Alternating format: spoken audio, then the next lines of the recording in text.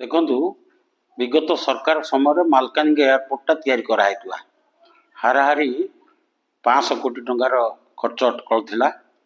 Airport runway तैयारी सरला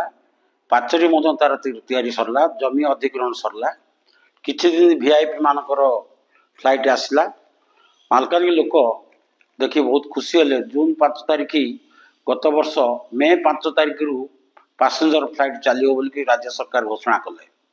किंतु ए भितर 2 वर्ष बीतीगला से एयरपोर्ट काम आज पर्यटन सरुनी अधा पंतुरिया से पड़ रही गत काली लगाण वर्षा जो कम गुड़िक होता पाचेरी निर्माण आन्य कम से सब आज भांगी रुझी जाइए। आज मुख्यमंत्री राज्य सरकार वायु स्वास्थ्य सेवा आरंभ हो सका 9टार गोटे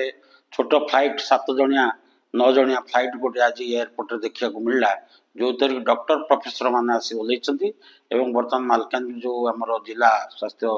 केन्द्र रही हॉस्पिटल डिस्ट्रिक्ट हॉस्पिटल रही डॉक्टर प्रोफेसर मैंने हाराहारी 1000 रु अधिक रोगी से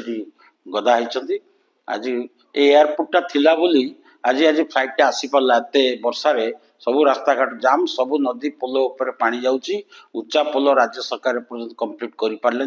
किंतु आमर दाबी थिला ये 3टा राज्य सीमांत को लगी रही मालकानगिरी ये जो एयरपोर्ट तैयारी शेष करने गोटे पैसेंजर 70-75 बेड वाला 100 बेड सीटेड वाला गोटे पैसेंजर फ्लाइट भुवनेश्वर हैदराबाद भाया मालकानगिरी भुवनेश्वर रायपुर भाया मालकानगिरी दैनंदिन चलले ए अंचल जो सीमांत जिला रहा आंध्र तेलंगाना छत्तीसगढ़ सुकमा एवं मालकानगिरी कोरापुट जयपुर एमाने सबू 3टा राज्य को यातायात करें किंतु अद्यावधि से सरकार जो अधा पंथीरा कर छाड़ले एवं से अधा पंथीरा रही जो पूर्त विभाग और आरडी डिपार्टमेंट जो कम नहीं ठिकादार और जंत्री मान भर घोटाला अत्यंत निम्नमान कार्यक्रम टिके वर्षा हेले पानी जमी जाऊँगी पाचेरी भांगी जाऊँगी दुर्भाग्यजनक आमर दाबी होची तुरंत यहाँ कार्यक्रम करा जाऊ।